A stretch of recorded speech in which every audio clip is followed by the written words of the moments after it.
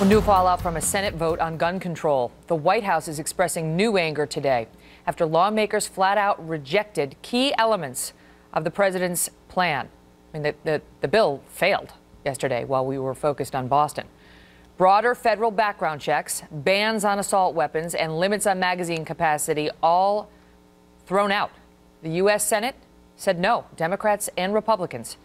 Late yesterday, an angry President Obama was joined by some Newtown family members, and Mr. Obama lashed out at senators and the gun lobby.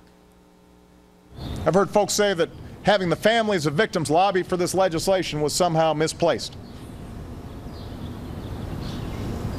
A prop, somebody called them. Emotional blackmail, some outlets said. Are they serious? Do we really think that thousands of families whose lives have been shattered by gun violence don't have a right to weigh in on this issue? Do we think their emotions, their loss, is not relevant to this debate?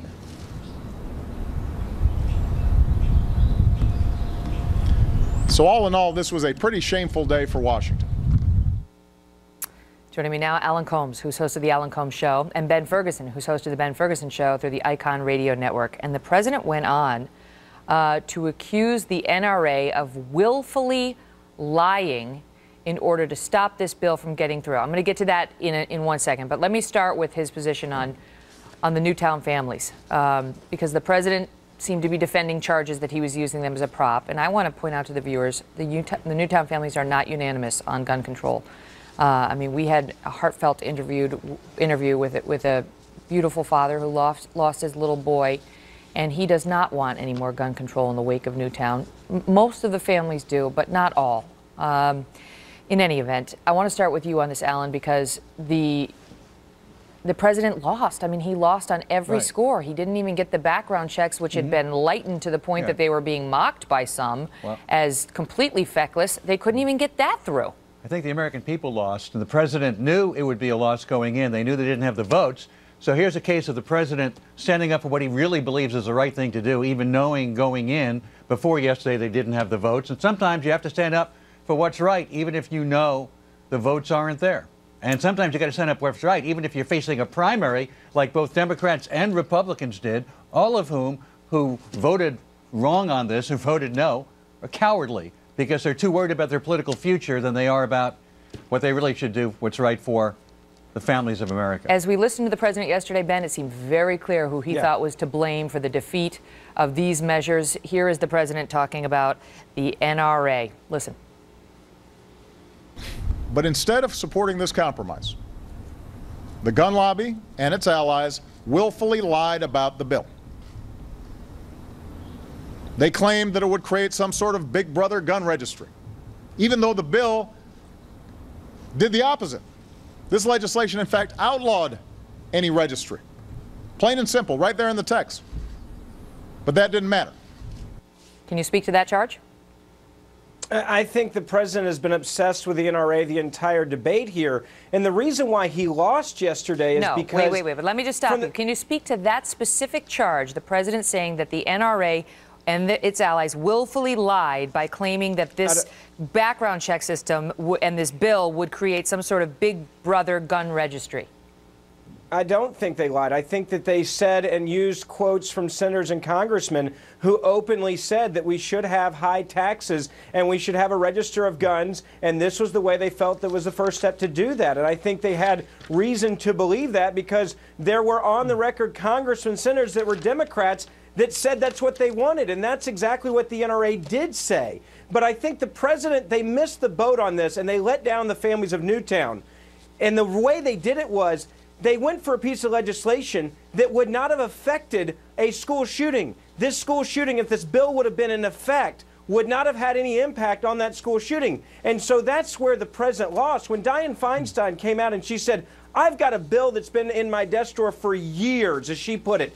That's why they lost, because they didn't write a bill that was anything but propaganda for anti-gun. If they would have written a bill that would have helped keep kids safe at schools, the president probably could have had a bipartisan victory. Really? But they were so obsessed with being anti-gun. Really, Alan? I mean, listen, I'm not taking a position on this one way or the other, but the advocates of the bill said limit the magazine the clips that you can have. You know, you limit it from 30 down to 10, and in some instances wanted guns that were already out there, certain assault weapons, to be banned.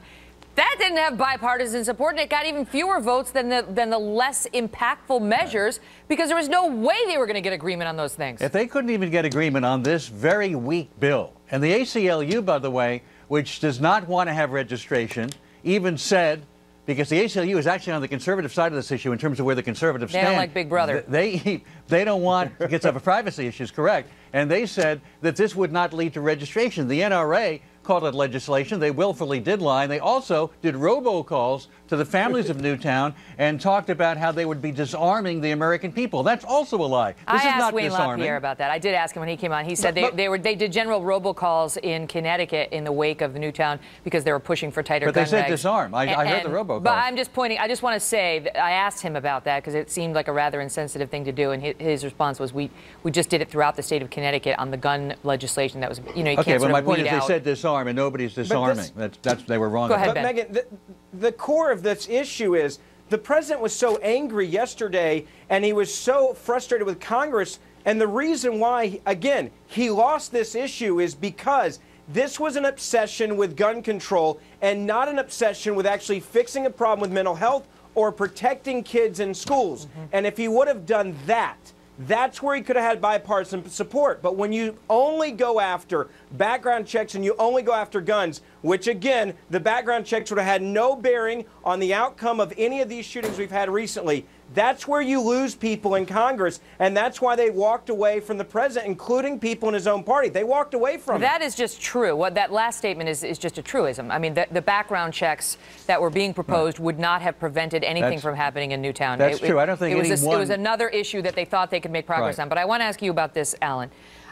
In the wake of this, we heard the president's anger, and I understand he feels strongly about this, but so do, you know, the people on the other side.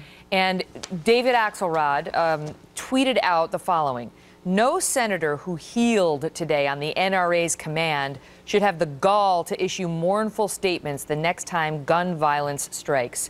Now, this suggests if you are opposed to the president's measures, like that Newtown father who came on this program, you have no right to express mourning in the wake of future gun violence. Well, I mean, what are they doing? Of course she has a right, and I don't agree with that. But let's face it, the polls do show that 90% of Americans, including about 85% of gun owners, really wanted at least the background check. And even this Manchin bill, this Toomey Manchin bill, had many loopholes in it.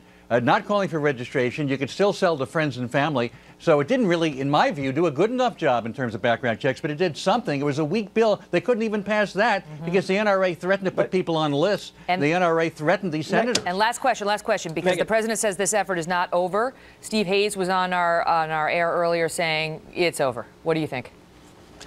I think it's totally over. I think the president used a lot of political capital. He made a lot of enemies on this issue, and he didn't deal with the core of the issues with Newtown, and so people are not listening to him right now. He went all in with an agenda, a political agenda, instead of actually trying to do what politicians are supposed to try to do, which is fix a problem when there's an issue. He did not address the issue. He's lost, and I'm sorry, he lost for everyone. We'll see if they focus now on mental health. Interestingly, Steve Hayes made another point, which was he believed that folks just didn't generally believe these promises of it'll be limited and it won't grow because they believe, he said, some folks believe the president less these days in the wake of Obamacare turning into something other than what the president promised, and sequestration promises that didn't really, you know, pan out and so on. It's an interesting thought. In any event, guys, thank you both so much. Thank you.